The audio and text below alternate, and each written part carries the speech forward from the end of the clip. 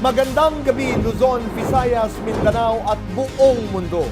Welcome to Cayetano in Action with Boy Abunda.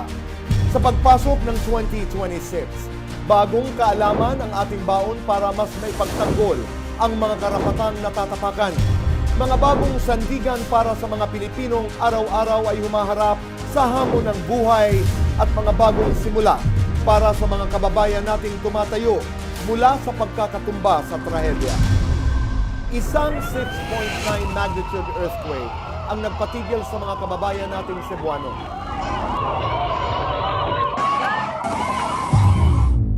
Yung mga anak ko, umiiyak sila. Hindi ko na pinapalabas. Ang masawa ko, may sakit. Sa lindol-lindol, hindi ko masabi nga ano. Napang-apon ako, daghang kaayo. Hindi ko ako Sa Cayetano in Action with Boy Abunda, ang aksyon agad-agad. Kaya't agaran tayong tumugon sa mga bayan ng norte ng Cebu na tinamaan ng magnitude 6.9 na lindol noong Setyembre at 30. Sa pakikipagtulungan natin sa Gawad Kalinga, natukoy nating bukod sa pagkain at tubig, kalusugan din ang pangunahing pangangailangan ng mga nasalanta. We thank you so much for your relief goods that you have sent us. And we thank you so much because it's not just the goods, but it is your thought that you are here, that you see them in their sufferings and their fears. Kaya sa mga bayan ng Bugo, Daan Bantayan at San Remigio, nag-abot tayo ng hygiene kits upang mapanatiling malinis at ligtas ang bawat pamilya. Ito rin ang ating mga inabot sa mga pansamantalang nananahan sa mga tents sa kalsada ng Paho, Medellin at munisipyo ng Bugo dahil hindi pa sila maaring bumalik sa kanilang mga bahay. Sa salamat po namin, sir, na nakarating kayo sa amin, na dagdagan yung mga na tagap namin na konting tulong galing sa iba. Lalo na yung mga gamot, yung mga pagkain ng mga bata. Higit sa pisikal na sugat, takot at trauma din ang iniwan ng lindol, lalo na sa mga batang nabago ang regular na buhay. Hindi sila makapasok sa eskwela at natatakot matulog sa sarili nilang bahay. Kaya naman, kasama ang ating mga occupational therapist, nagdaos tayo ng mga play sessions para maibsan ang takot at maibalik ang sigla ng kanilang pagkabata. Natatakot sila, hindi nila naiintindihan bakit natutulog sila sa labas, bakit hindi na sa loob. Konting pag-shake lang o pagyanig, natatakot na po sila. I think generally right now, nasa state of shock po sila. Hindi po sila masyado aware kung ano po talaga nangyayari. Suddenly, hindi na po sila pupunta sa school. Parang nade-disrupt po yung everyday routine nila. So, ang play therapy ay isang magandang avenue, kumbaga, para sa kanila, para makapaghalubilo sila ulit sa kanilang kapwa. At it's not just for the kids, it's even for the adults as well. Nagbukas din tayo ng Cayetano in Action Desk para lapitan ang mga pamilyang nangangailangan ng agarang tulong. Isa na dito, si Nanay Fritzy. Pero ako na lang ibalin dito, kailangan may batang gamay. Ano ako to? Batang gamay? 2 months. 2 months? Oo, akong apo. Kay maluya mamigpasan sa oxygen, ma'am. Noong araw na lumindol ay kailangan nilang mailabas ang kanyang asawang nakaratay sa kanilang bahay dahil pinalabas ito sa ospital. Sinabing mas delikado kay tatay ang pagpapakonfine sa maliit na ospital dahil maari siya roong mahawaan ng sakit. Bilang instant action, binilhan natin si tatay ng oxygen at ng mga gamot na ilang araw na niyang hindi naiinom. Kasunod nito, nakipag-ugnayan ang Cayetano Action Agad Team sa Vicente Soto Hospital kung saan maaaring makonfine at matutukan si tatay. Nabili na yung gamot, tay. Meron naman po kaming financial assistance para po sa inyo ba. Tanggapin niyo po, galing po sa Cayetano in Action with Boy Abunda po. Salamat po, Cayetano. Ang Boy Abunda in Action. Salamat din kayo. Nag-actionan din dayon. Ayaw lang ilangan na. Napalit na naman ang tambal. Kompleto yun. Napag may pangpalit na oxygen. Salamat po. Hindi pa rin tumitigil ang mga aftershock ng mga lugar na naapektuhan ng lindol at tumutuloy pa rin ang kaba ng ating mga kababayan. Kaya naman, hindi rin hihinto ang Cayetano in Action with Boy Abunda dahil sa panahon ng mga ganitong pangangailangan. Ang aksyon dapat Agaran. Maraming salamat po kay Tano in Action. Maraming salamat po kay Tano in Action, Boy Abunda. Salamat po kay Kuya Alan o Ate Tia. Salamat, Kuya Alan at Tidia. Cayetano in Action with Boy Abunda po. Maraming salamat. Maraming salamat po kay Tano in Action, Boy Abunda.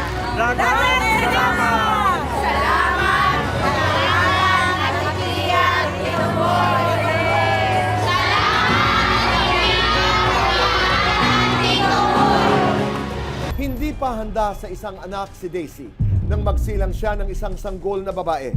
Kaya't ipinasa niya ang pagpapalaki sa bata sa kanyang nanay at sa kapatid na si Israel. Matapos ang 14 na taon, namatay ang nanay ni Daisy at naiwan ang dalagita ng bata kay Israel.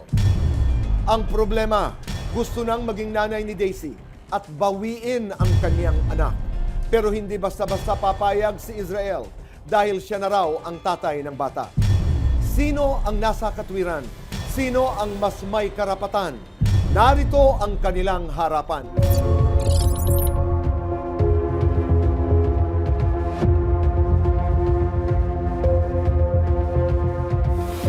Basta ka na. Okay lang naman po.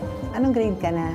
Grade 8 po. So ngayon, nakatira ka kasama ng iyong tiyo. Ano ba tawag mo sa kanya? Papa Tiyo o po. papa? Papa.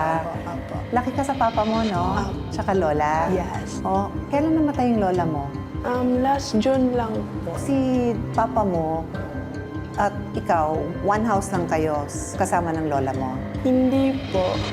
Doon po sa loob ng gate po namin.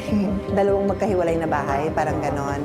Pero lagi mo din nakikita si lola kasi isang gate lang naman, no? Apo. Pagkamatay ni lola, nalaman mo na may mama ka pala na iba. Apo. Pagkatapos nun, kinuha ka ba ng mama mo? Niniwan niya po ako kay Mama Aileen nung tapos nung living po ni Lola po. Okay.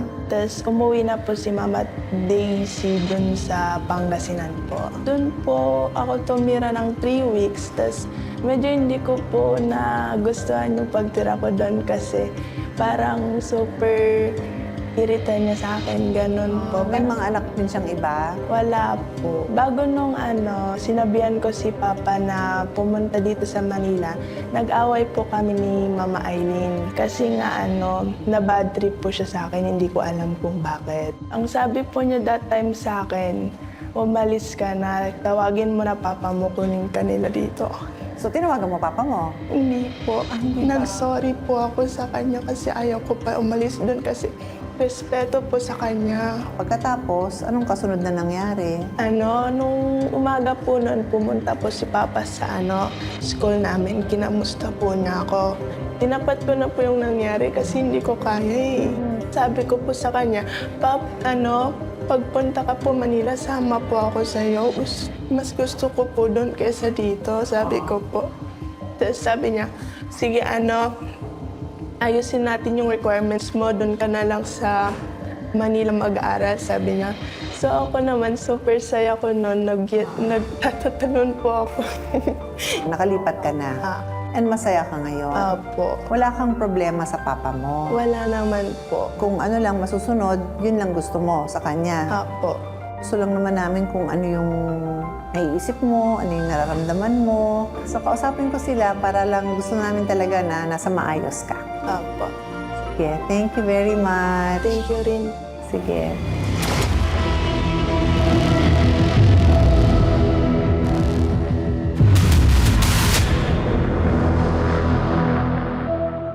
So, nandito ngayon tayo sa Case to Face at kasama natin si Rael at ang kanyang kapatid na si Erica. At nandito naman sa kabila si Daisy at ang kasama niya ay ang kanyang asawa na si Anselmo. Ang dahilan na nandito tayo ay dahil sa anak ni Daisy.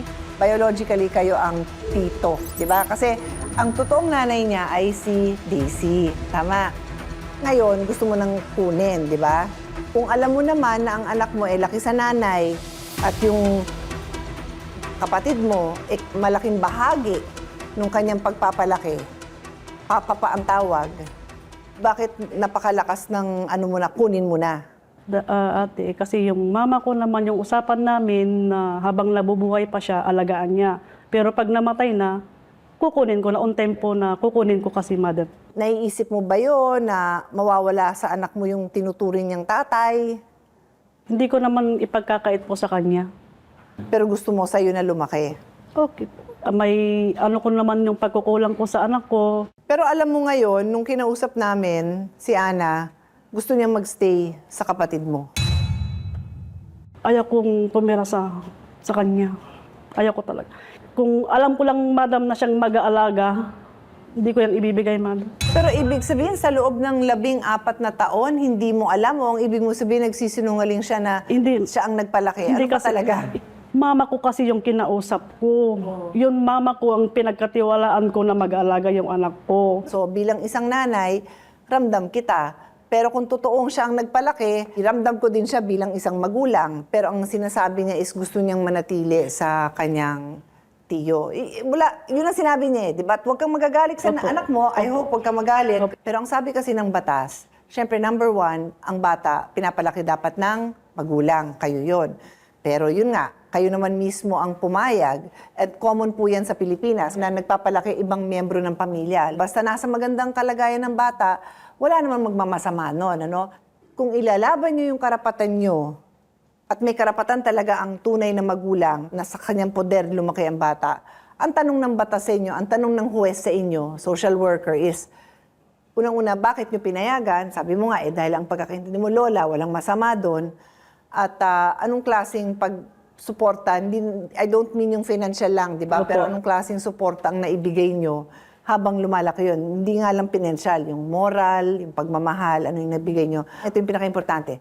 Ano ang pinaka-mabuti para sa bata? Sa English, what is the best interest of the child?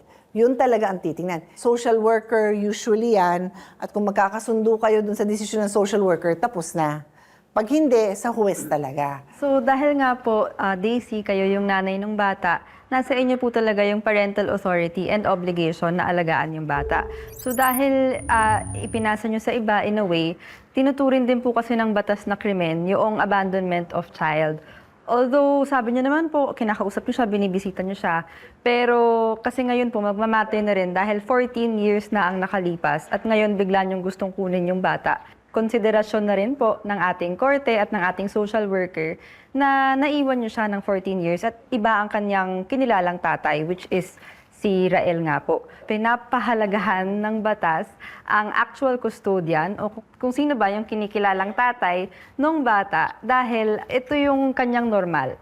So, yung best interest ng child, ano ba yung kinalakihan niya? Kasi syempre hindi madali para sa isang bata na buwagin o na ibahin yung kanyang kinilalang tatay, kinilalang magulang. So pinoprotektahan din ng batas yung karapatan ni Rael bilang kinikilalang tatay.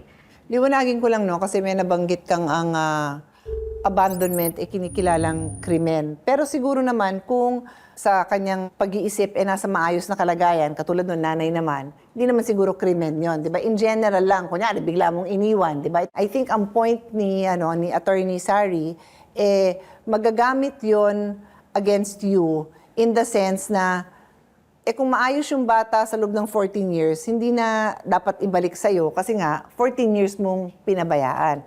Pero yun nga, ang laban naman niya is sa paniniwala niya kay nanay. Yes po, Ate Diba? At Pia. wala na nga si nanay.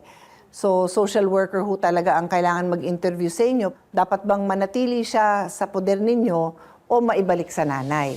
Nanay, of course, pag below 7, talagang nanay na nanay yan unless talagang may masamang ginagawa yung nanay sa bata. But she's already 14. Pero sa akin din, ma'am, kapag pumupunta ako sa Ilocos, Papa, pwede mo na bang ako iuwi? Sabi ko pa sa kanya, ma'am, hindi ka muna pwedeng umuwi, Nagkwento anak, sa akin dahil yung nandito bata pa si mama.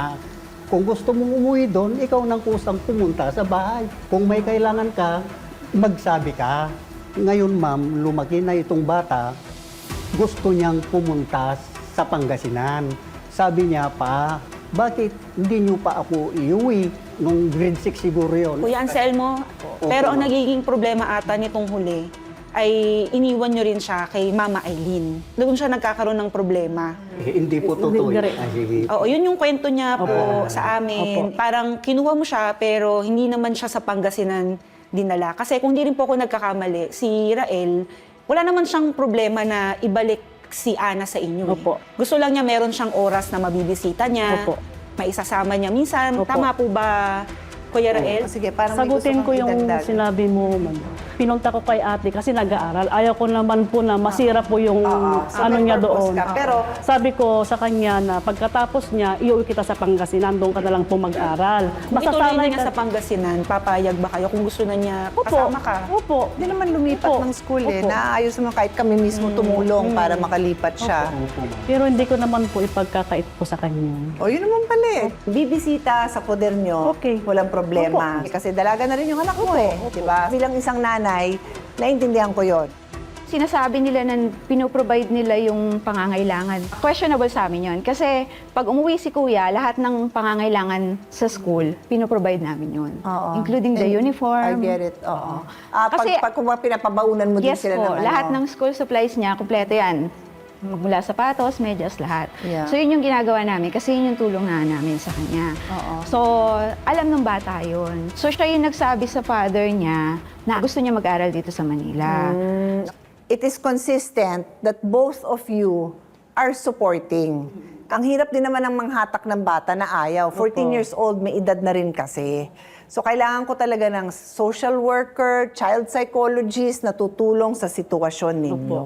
You have the right to be with her, pero kailangan mo din ligawan yung anak mo eh. Pwede na lang na doon na lang kay Ate Aileen tumira. Yun naman naging nanay niya sa papel. Ayaw nga ng bata. Wala akong karapatan na hatakin ng bata. Kahit sino sa inyo, hindi kayo pwede pumunta sa barangay o kay Pia Cayetano, kay Kuya Alan, na ipadampot yung bata ng gano'n. Hindi pwede yun kung ayaw. Ngayon, kung tingin nyo nasa peligro yung bata, dire-diretso na tayo ngayon sa presinto. Kasi pulis lang ang pwedeng gumawa nun. At kahit si pulis, ang pagkakaintindi ko sa kanya, dahil involved ang bata, tatawag din ng social worker yon, di ba? Yung Women's and Children's Desk ang kailangan humawak. Kausapin nyo na ang anak nyo. Yan ang importante. Decide and talk to her as a parent. Kung ano yung kailangan na ibigay nyo na support, konsiderasyon, pasensya, kasi hindi nga lumaki sa inyo.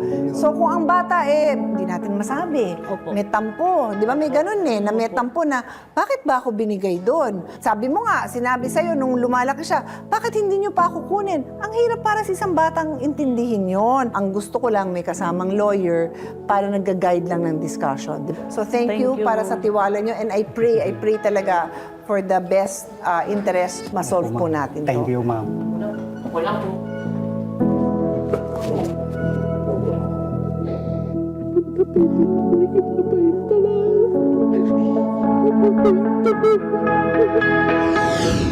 Dinala ng Team CIA with BA si alias Ana sa isang psychometrician na nagsabing normal naman ang resulta ng lahat ng screening sa bata. Dinirefer din ng programa ang kaso sa isang social welfare officer. Si Ana po, ongoing po siya, nag-undergo ng initial assessment with our psychometrician. And then after assessment, kung ano po yung recommendation po ng aming psychometrician, ito po yung mga interventions po na aming gagawin. Ang aming opisina po ay magpe-prepare ng referral letter para dun sa Villasis, Pangasinan para po mag-schedule po ng family dialogue. I-invite po natin yung kanyang biological parents po para sa pag-uusap po dito sa Quezon City. Habang inaantay po natin yung dialogue po na yon, si Ana po ay magkakaroon ng regular psychoeducation sa aming psychometrician and counseling po sa aming social worker. Pagkatapos namin po magkausap dito sa counseling, para magkasundo-sundo na rin, para matapos na rin po itong problema na ito. Maraming salamat po, Ate Pia, sa binigay mong advice po sa amin. Hindi ko po ito makalimutan po. Salamat po, Ate Pia. Guys, question. Kayo ba, na-experience nyo na yung meron kayong iniintay na delivery? Tapos syempre, inisip nyo bago, di ba? Tapos ang darating, luma. Oo naman, pero alam mo, dami nang na-scam sa ganyan. Usually sa mga online selling, pero iba yung kay Miguel eh. Kasi naranasan niya mismo sa trabaho niya. Oo nga, akala niya brand yung ibibigay ng motor sa kanya bilang delivery driver. Yung pala, luma at sira-sira. malinaw sa kontrata na dapat bago, di ba? Siyempre, sila magbabayad. Nandun naman na yung label, nandun na yung brand, nandun na yung engine number. Nakalista lahat yun doon. Ang masama pa nga nito, mali yung engine number na binigay sa kanya. Kaya nung nagtanong siya sa coordinator, ayun, sabi sa kanya, nagbigay na sa iba. Maghintay na lang siya. At hanggang ngayon, nag-aantay pa din siya. At ito pang malala, sabi sa kanya, pirma ka na ng bagong kontrata.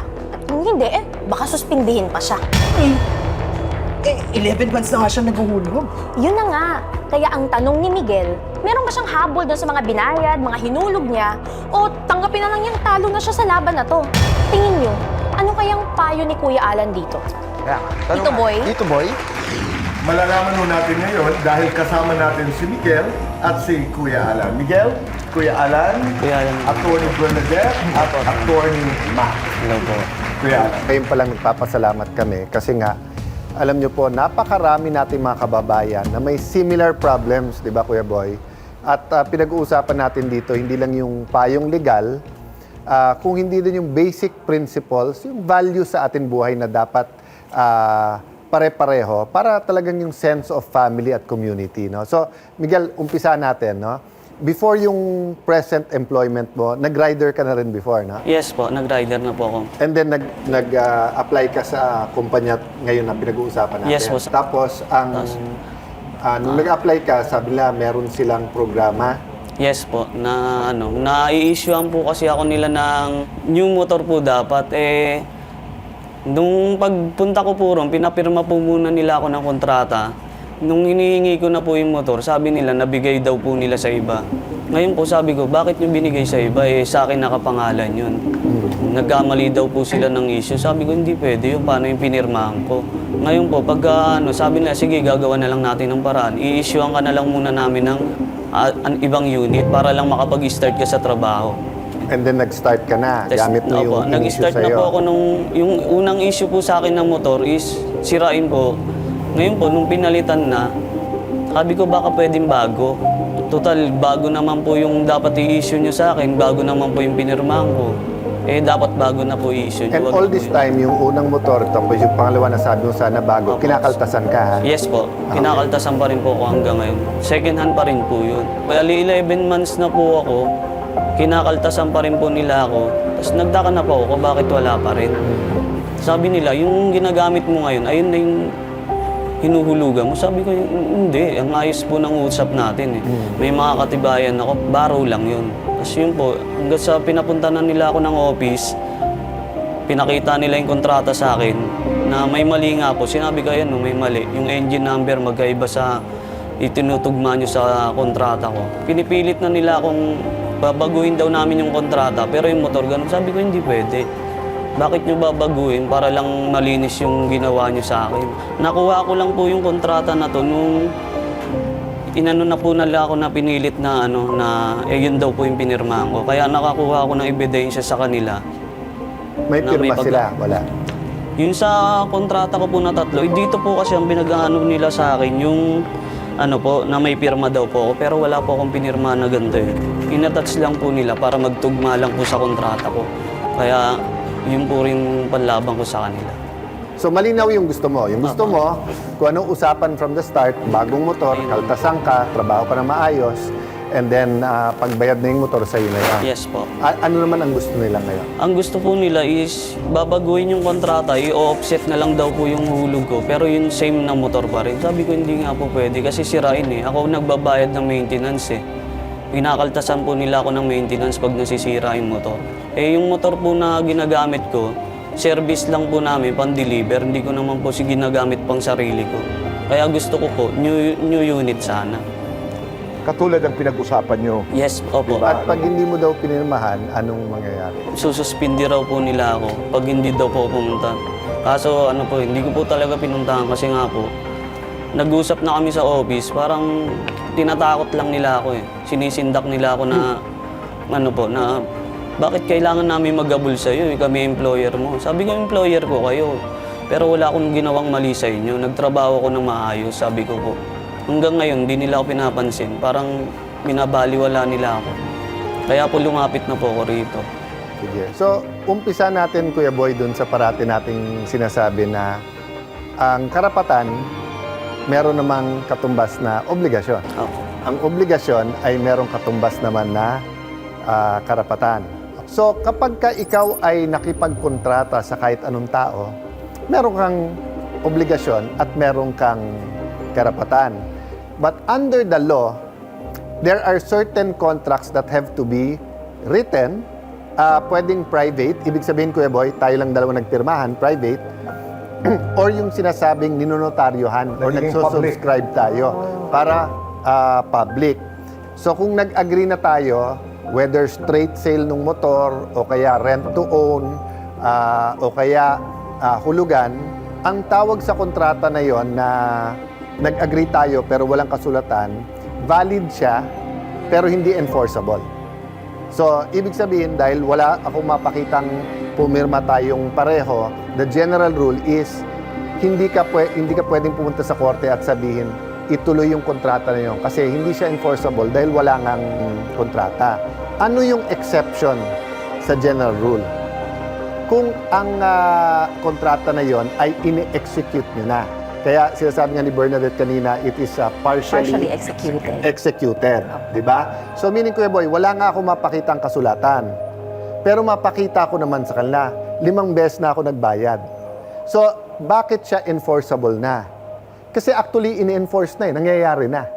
Katulad nito, 11 months na, bigla nilang sasabihin, sandali, hindi bago yung luma na. Hindi, na-enforce na So kung gusto mong pumunta sa korte para sabihin na ayusin to, pwede kasi nga partially executed na. Karapatan mo talaga makakuha ng kopya ng kontrata. Kasi in the same manner na karapatan din nila may kopya din sila. So parati ko rin sinasabi na dapat meron kang ebidensya na legal. You know, I wanna honor you na tama yung ginawa mo na kumuha ka ng kopya ng kontrata mo. So kung yan ay ginawa nyo, tapos hindi ka muna nag-umpisa, pwede nila kasi sabihin, hindi pa namin offer yan, hindi pa niya ina-accept, pinapirma ka, check-in namin. Pero since pinirmahan mo, nagbigay silang motor, for me so kung one-on-one tayo, walang camera ngayon, ako abogado mo, sasabihin ko, Miguel, nasa tama ka. Pero rather than yung hindi pag-attend ng meeting or, kasi nga, marami na kaming nakitang pagkakataon, malinaw ka sa isang issue, pero pwedeng ginulo nila. So, halimbawa, tama ka dyan. Tama ka rin sa lahat ng meeting tungkol dyan, nag-attend ka. Pero sabihin nilang, 4 na beses kami humingi ng meeting, hindi pumunta. So, anong klaseng empleyado yan na hindi pumupunta? So, ako personally, ang advice ko, sulatan mo sila na mag-11 months na, ganito yung facts. Nagkonsulta ako sa abogado, ganito, etc. So, ang hinihingi ko lang, kopya ng at matupad itong sa bago. Di ba?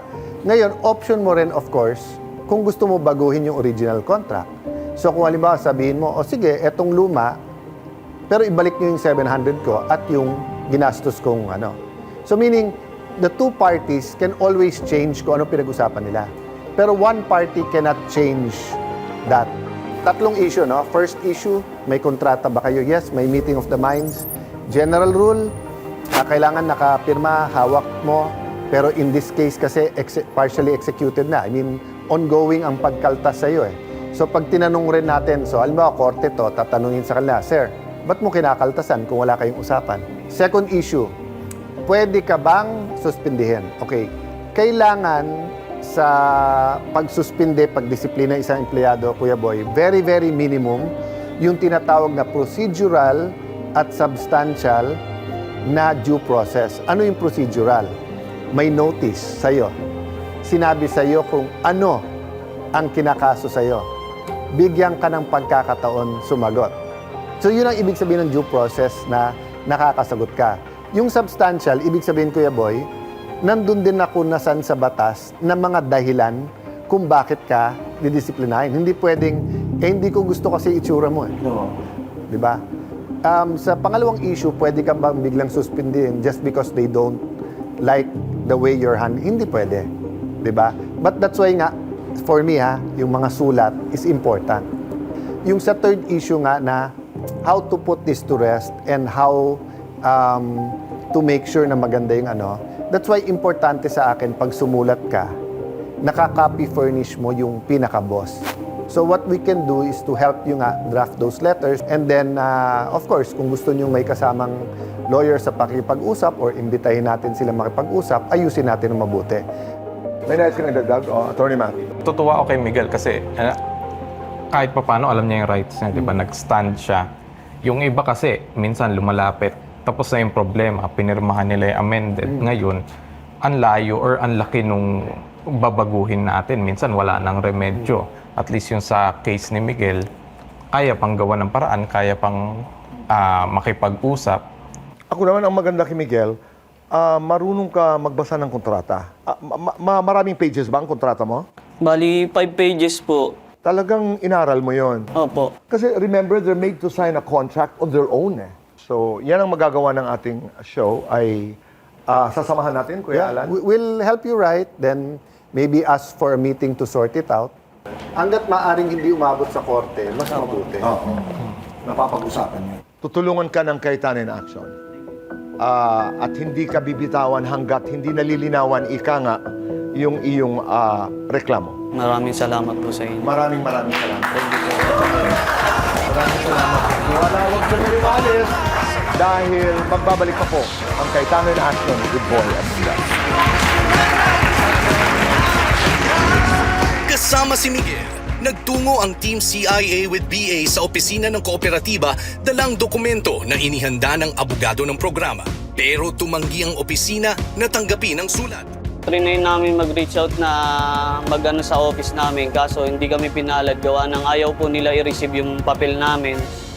Kaya ayun, umalis na rin po kami kasi wala na rin po, hindi na rin po nila kami hinaharap. Kaya napilitan na rin po kami umalis. Hindi tumigil ang programa at lalong pinag-ibayo ng team ang pakikipag-ugnayan sa kooperatiba hanggang sa tanggapin nito ang dokumento. Nagpapasalamat pa rin naman po ako sa Cayetano in Action po kasi sobrang na-appreciate ko naman po yung tulong nila. Talagang ina-action na nila agad. Patuloy na nakaantabay ang programa sa anumang tugon ng kooperatiba na maaaring magbukas ng linaw para sa reklamo ni Miguel. Nabalitaan nyo ba yung nangyari dun sa partner ni Nanay Jesseline? Nalulong daw sa sabong. Walang kaya. Diba? Ito nga daw, mga pa-online at saka live sabong. Araw-araw daw nasasabungan. Grabe naman yun. Paano yung pamilya niya? Yun nga daw, halos walang suporta. Pati pera ni Jesseline at mga anak niya nagagasto sa sugal. Ay, naku. Oy, ganun. Balita ko nga, hindi lang daw pera ang problema. Ano ba? Napunta na rin sa barangay ang sakit at saka Naku. murahan. Totoo yan. At yun nga yung dahilan bakit hihingi ng payo sa atin si Jesseline. Kasi gusto niya sana na maiparehab si Dennis para ma-address yung pagka-addict nito sa sugal. Eh yun nga yung tanong. Eh may karapatan ba si Jesseline na iparehab si Dennis kung number 1, di naman sila kasal. At number 2, ayaw nung pamilya. Diba? Tito Boy? Maraming salamat, Maritine. Narito po tayo sa Payong Kapatid. And kasama natin si Ate Pia at ang mga abogado, Attorney Ben, Attorney Sari, Attorney Mikey. Kasama din natin si Dr. Randy Deliosa. Thank you for inviting me. Samantala, nandito po para humingi ng payong kapatid si Jesseline at ang kanyang anak na si Danica.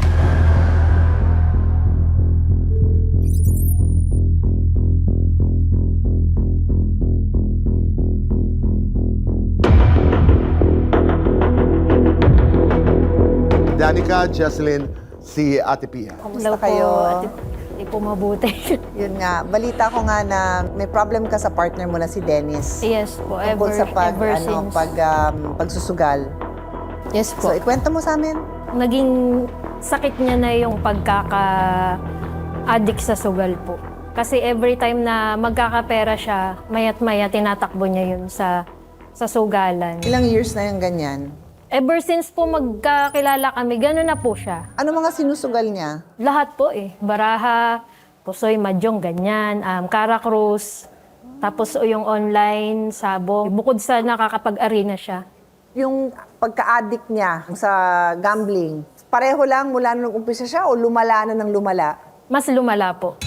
Siya po lagi pa simuno nung Caracruz, doon sa lugar. Nadadampot ng mga polis, pero nakakawala. Danica, lumaki kang nakikita na gano'n yung tatay mo? Opo. Ano yun, ginagabi umuwi o paano ba? Wala pong time. Wala Kahit pong anong time. oras? Ginagabi, minamadaling araw, o di kaya madaling araw siya umaalis. Bihira na po yung sa online po.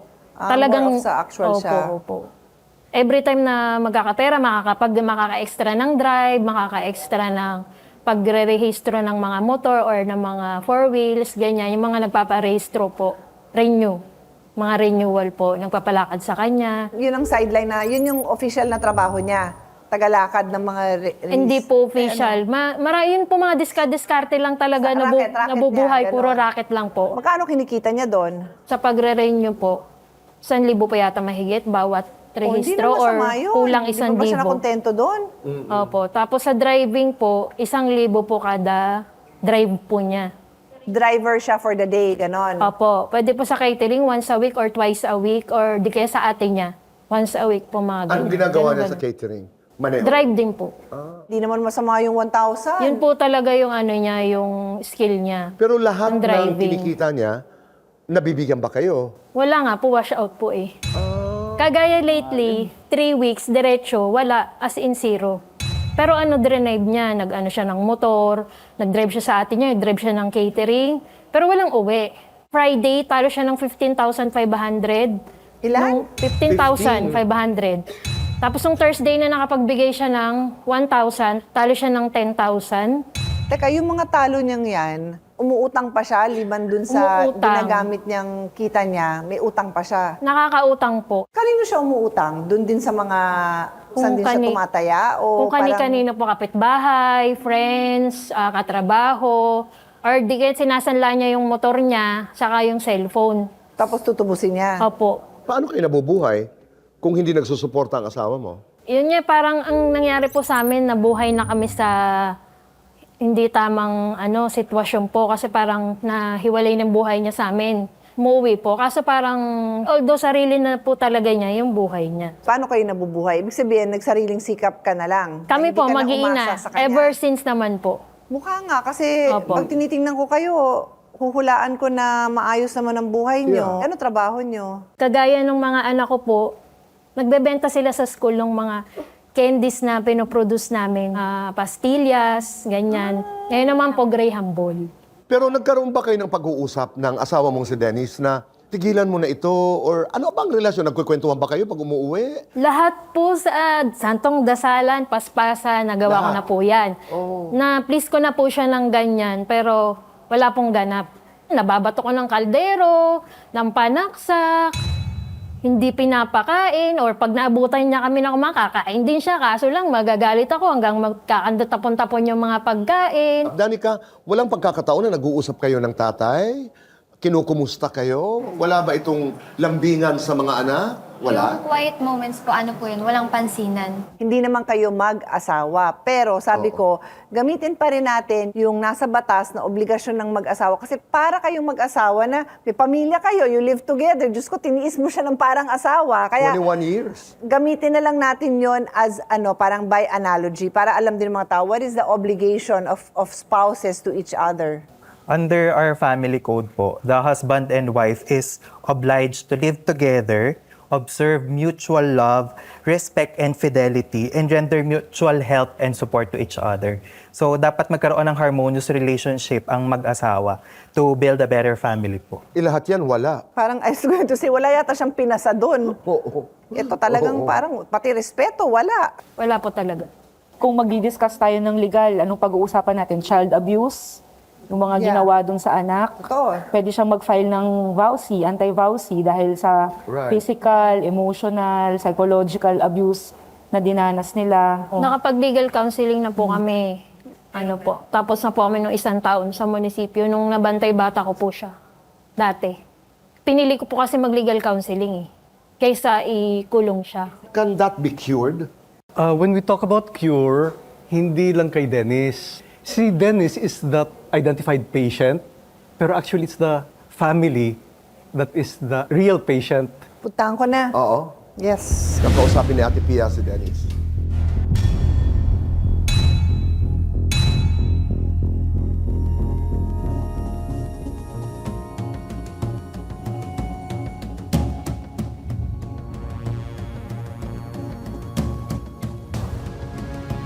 Kayo si Dennis? Opo po. Gandang araw.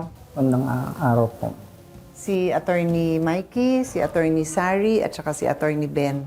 Siguro hindi ko na kailangan isa-isahin yung kinuwento nila sa akin, ano? Aminado ka ba na addict ka sa pagsusugal? Hindi naman totally po na addict. Hindi totally? Hindi naman po. Yung sinasabi niya po na malakas yung magsugal, hindi naman po yun. Sabihin mo sa akin anong pinagkaiba nung totally at saka yung sa sitwasyon mo. Yung sinasabi niya po siguro araw-araw, hindi naman po araw-araw. Sige, tuwing kailan? Ano lang po, pag nagkaroon lang naman po ako ng pera, ganyan. Pag naghahanap ng pera? Nagkaroon lang po ako ng pera. Pag nagkaroon ka ng pera? Opo. Nagbibigay naman po ako sa kanya. Pag may drive po ako sa catering, minsan nagtitinda po ako ng isda. Nasa kanya naman po lahat ng pera, ganyan. Pag maganda yung isang linggo, magkano kita mo sa isang linggo? 1,000 po kasi isang drive ko po eh. Sige, so Minsan, nakakailan ka sa isang drive ko po, minsan nagbibigay ako sa kanya ng 800, 900. O kaya nga, so Kasi yung tip po, yun po yung napupunta sa akin. Minsan nakapag-tip ako ng 200. Okay, so sa isang linggo, ano yung magandang linggo na naibibigay sa isang linggo? Minsan po, nakakapag-drive po ako ng 4 days. So magkano nabigay mo kaya pagka ganun? Mga ganyan po, minsan 800, 900 sa isang araw. Siya, sinungaling niya talaga. Basta ano po per Sige, biyahe po. so kung naka-drive ka ng 4 days sa isang linggo, ibig sabihin 800 per drive times 4, 3,200 ang naibigay. Opo, minsan po ganun. Sige, pag masama naman yung linggo, magkano naibibigay? Sa ngayon po, mahina po ang catering eh. Kaya minsan, 2 beses lang sa isang linggo, ganyan. Sige, so lahat ng lakad mo, nagbibigay ka? Nagbibigay naman lahat. po ako. Nagbibigay po ako. Magkano talo mo sa sugal kung sakaling natatalo ka sa sugal? Yung sinasabi niya pong 15, di naman po. Pinakamalaki ko po, inaamin ko po 10. Pero sinasabi yung 15, di naman po. Meron ako ebidensya niyan. Sige, so 10. Saan mo kukunin yung 10? Sinasangla ko po yung cellphone ko. Pero natutubos ko naman po. So pag sinanla mo cellphone mo, magkano binibigay sa'yo sa pagsanla mo ng cellphone mo? 3,000 po mga... So kulang ka pa ng 7. Paano? Hindi po. Minsan kasi po nanalo ako, ganyan. Kaya sinasabi niya na 10 yung, yung talo ko. Yung 7 po, panalo ko po yun. Anong oras ka umuwi araw-araw? Minsan hapon po nandiyan naman po ako sa bahay. Anong ginagawa mo sa bahay? Pag nandun ka, nagluluto ka? Nagluluto po ako. Naglalaba rin po ako. So sa tingin mo, nagagampanan mo ang tungkulin mo bilang isang asawa? Pag nasa bahay naman po ako, kumikilos naman po ako eh. Hindi yun eh. Yung sinasanla mong cellphone mo, nagamit mo ba yung pera na yon para sa pag-aaral ng mga anak mo? Minsan, nagbibigay po ako ng... Minsan? Hindi naman po. Kasi may mga malilit po akong binibigay, mga baon, mga high school. Yung grade 6 po, nagbibigay din po ako. Ang dami mong angal sa asawa mo. Kala mo naman, maayos ka mag-alaga ng pamilya. O anong gusto mong gawin ngayon? Mag-uusap po kami ng asawa ko na tatanggalin ko na po yung mga ganyan. Yung mga pagsusugal. Kuya Boy. Palagay ko, kailangan ng medical expert. Habang pinapanood ko, magkakaroon sila ng one-on-one with Dr. Randy, pati na rin yung nanay, si Jesselyn at saka si Danica. At titingnan natin kung paano pa makakatulong ang CIA dito sa problemang ito. Maraming salamat, Dennis. Maraming salamat, mga attorney. Ate Pia, yung palagay ko ang ating pupuntahan ngayon. Correct. Kasi kami, yung hanggang legal lang naman Tama. kami. Hindi naman kami mga doktor, Tama. hindi naman kami mga psychologists and counselor. Tama. Matapos makatanggap ng inisyal na payo mula kay Doc Randy, sina Jesselyn at Dennis, muling kumilos ang Team CIA with BA at personal silang binisita para pag-usapan ang tuloy-tuloy na counseling sessions ng mag-asawa sa isang profesional na tagapayo. Nangangako ako na yung obligasyon ko para bilang tatay, tutuparin ko yun para magkaayos kaming pamilya. Hello po, Ate Pia, Kuya Alan, Tito Boy. may padala po ako sa inyong pastilya. Sana po ma-enjoy nyo. Bilang suporta sa negosyo ni Jesselyn, tinupad naman ng programa ang pangakong ibinigay ni Ate Pia. Bumili ang team ng kanyang mga panindang Graham balls at pastillas para makatulong sa kanilang kabuhayan.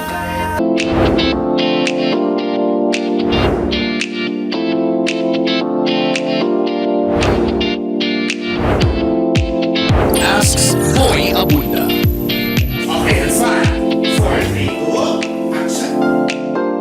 Salamat for being here. Thank you always, Tito Boy. I'm so happy to be here. Hi. I'm celebrating my birthday. I know. Dito sa Cayetano in Action with Boy Abunda, and I cannot be happier to have you with me here on the show. I know. I'm so happy. This is the first time I'm on this show. Umpisa natin dito, Ma. You can ask me anything. I know. Ako na ba unang magkakaroon Ikaw ba? na. Oh, sige. Oo. Okay. Tito Boy, my first question for you is, you are the king of talk. Everybody knows you as the king of talk. Thank you. But outside, I mean, are you also as talkative? Or are you like quiet? Because I know you like to read. Or do you just like to read and have your alone time? Are you the type na you'll stay in the hotel room at tapos magkukulong ka lang doon ng mga 2 weeks? Are you that kind of person? Puntahan ko muna yung King of Talk because that's the brand that stuck. Yes. Okay? I don't know how it happened. Kung sino man ang nag-imbento nun, maraming salamat because it is important that we have a brand. Yes. Pero hindi nangangahulugan na King of Talk, daldal ka ng daldal. To answer that question, Ma, I enjoy solitude. Oh, yeah. I enjoy days when I am at home not talking. I enjoy quiet. Yes. That's the reason why gustong-gusto ko magsimba, Yeah. gustong-gusto ko magbasa. Yes. Dahil siguro din nagsasawa na rin ako sa boses ko, but I really enjoy silence. Yeah. But you know, Tito Boy, I cannot imagine anybody else who can be king of talk. Thank Diba? you. I cannot. Like I was Thank thinking you. a while ago, wala. There is nobody else. And I think that's why it's stuck. Because that is you. Thank you. Yes. Dati, I was resisting that brand Yeah. identity. Sabi ko, hindi naman eh. Pero after a while, you don't take it seriously and you look at what's good about it. Yeah. And I'm grateful. Yes, Tito Boy. And we are so grateful that you are the king of talk. Kaya hindi ko yan dinidibdib. I don't wake up and say, Hi, I'm the king I of am. talk. No. Yeah, Ang yeah, naging yeah. ugali ko tuloy is I'd like to be able to share.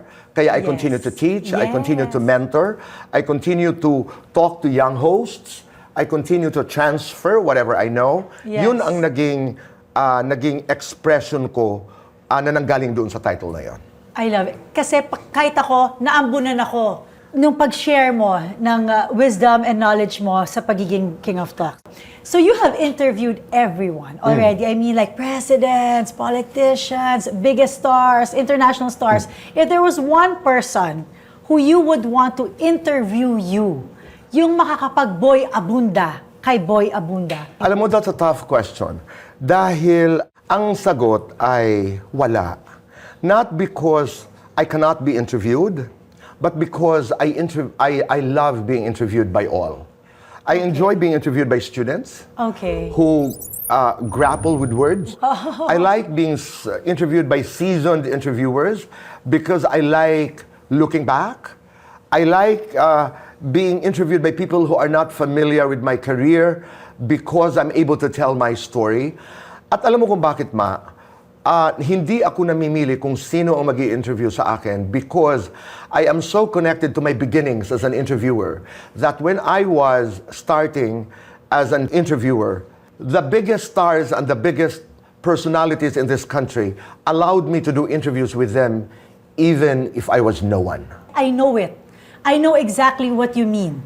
That you are not choosy because during that time when you were no one, they allowed you to interview them. Yes. So now that you're on top, yes, of course I will grant you Yes. that interview. That's so beautiful. Tito Boy, love is a verb. You have been saying that for years. Love is a verb. Has it changed through the years now that you have loved, you have lost, you have lived? You are living. No, it has not changed. I still stand by what I used to say, that it is a verb, it is an action word. Dito ang may pagbabago. Hindi na ako ngayon masyadong idealistic. Ngayon naniniwala ako that love fades. Sometimes it dies. Sometimes love gets boring. Doon ang aking paniniwala. Kasi dati, ang paniniwala ko, hindi.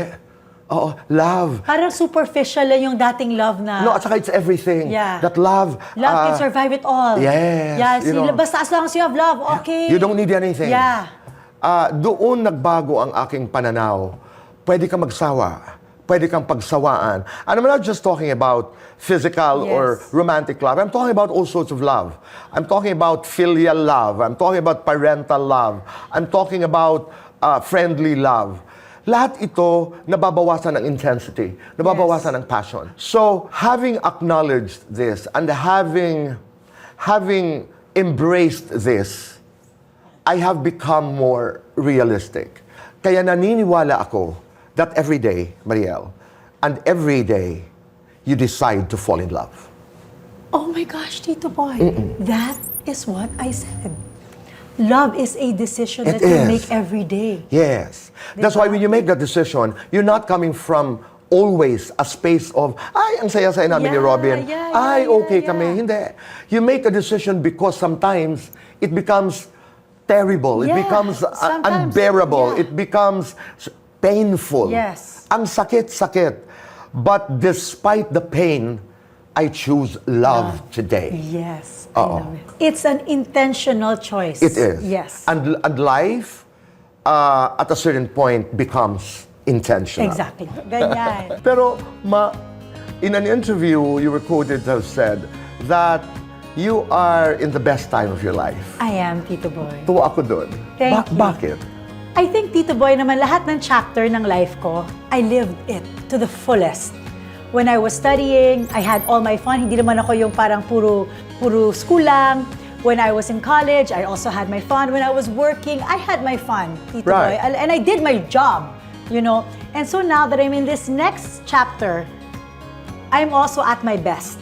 I honestly believe that I'm a good wife. I think I'm an amazing mother. Yes. If there's something that I can be proud of, I know it's that. You are. Thank you, Tito Boy. Diba? Naalala ko kasi, in 2016, ako po'y, I defended my doctoral dissertation. I'm a doctor in social development. Proud ako doon kasi regalo ko yun sa nanay, yung sa academic life ko. Naalala ko ang aking dissertation ay maternal love, parang as a tool for transformative leadership. Na gamit-gamit ang pagmamahal ng isang ina, pwede kang makapag-develop ng mga leaders. Para sa akin, that's how powerful ang pagmamahal ng isang ina. Ang mga nanay, sa pag-aaral ko sa dissertation na yon, kasabihan nga natin sa Pinoy, isusubo na lang ng nanay, ibibigay sa iyo. May mga nanay, do you know that ang prayer in my research would be, halimbawa may sakit ang anak, Lord, akin na lang. Yeah, of course. I have one last question, Yes. Tito Boy. Because Nanay is not with us anymore. Yeah. And it has always been your advocacy to make Nanay proud. You think you can honestly say that you were able to make Nanay proud? Yes. Yes and yes. Oo. I did. Even to this very day, because the grief is not over. It's just as intense as December 1 of 2019 when I lost her, when she passed on in my arms. Yung pa rin yun. You get used to the pain, but it doesn't go. Yeah, but it doesn't go away. You just get used to the pain. Pero sabi ko nga, as part of my prayer, huwag niyo tanggalin na lang yung pain, Lord, because it is my only connection to Nanay. And if that takes that pain, that every time I remember her, I embrace her, then so be it. Let me live with that pain. That pain is my expression of love for Nanay. That's so beautiful, Tito Boy. Maraming salamat. Binoy, at saka na lang namin pag-uusapan sa mga susunod. Thank you so much. Love you. Hello mga ka-CIA, ako po si Attorney Marian Cayetano at kasama ko si Attorney Ralph Rivera para sagutin ang mga katanungang legal na nahanap ng ating maritim sa Attorney Yes or No.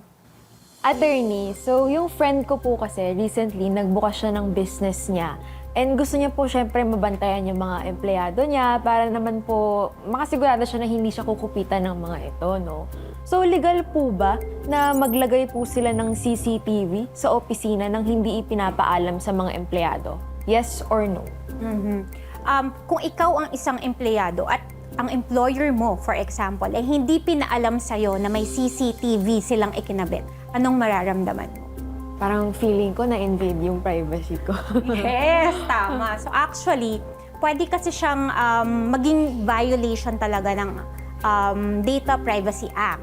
So, ang importante dito is kailangan ipaalam ng employer na may ikakabit siyang CCTV doon sa kanyang business at pwede din siyang maglagay ng parang notification, no?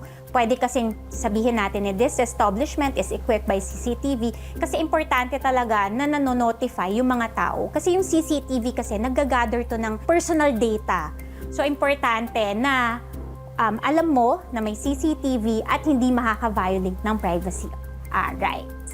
So, ang binabanggit ni Attorney Marian, yung latest na NPC or National Privacy Commission Circular na sinasabi na pag may CCTV ang isang establishmento, kailangan meron tong signage na may CCTV. Pangalawa, kailangan din pag stinorm to ng establishment, for a limited time lang to, hindi niya pwedeng i-keep to forever.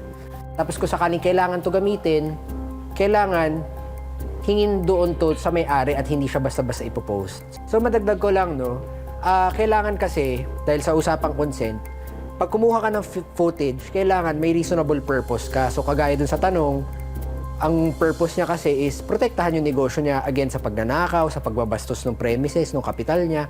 So yun, reasonable yun. Tapos, ang gusto ko idagdag dun, bukod pa dun sa kailangan reasonable siya, may management prerogative din kasi. So karapatan to ng nagnenegosyo na protektahan nga yung negosyo niya. So kahit hindi mo ibigay yung eksaktong consent mo dahil karapatan niya to at walang reasonable expectation of privacy sa lugar, so sa katanungan mo, Aya, ang sagot doon ay no. Okay po. Thank you po, Attorney. Ako naman po may tanong, Attorney Marian. Madalas ko kasing mapansin sa mga groceries at saka sa mga fast food na every time na may mga empleyadong lalabas dun sa premises ng kanilang business, ay kinakapkapan ng gwardya o ng managers, etc. bago lumabas. Ang tanong ko po, legal po ba na kapkapan ng employer o ng yung tinalaga ng employer ang isang empleyado every time na lalabas ng business, yes or no? Bali, legal siya. Gaya nga nasabi natin kanina, ang employer, ang may-ari ng negosyo, may karapatan na protektahan ang kanyang negosyo mula sa pagnanakaw, sa pangbabastos ng kanyang premises.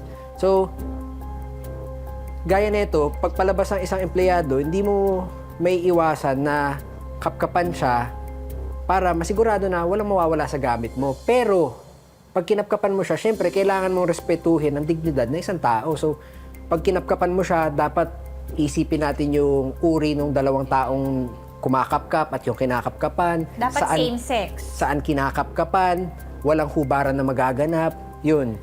Para masagot yung tanong mo, yes, legal yung pagkapkap ng isang empleyado. Salamat. Thank you po. Thank Thank you po, mga attorney. Ang mga pinagdaanan natin sa 2025 ay hindi natin kakalimutan dahil babaunin natin ang mga aral nito sa pagpasok ng 2026. Hawak kamay pa rin tayo sa pagsagot sa mga katanungang legal at paggamit ng batas para mas mailaban ang ating mga karapatan. Mula sa Cayetano in Action with Boy Abunda, isang manigong at masaganang bagong taon, Pilipinas.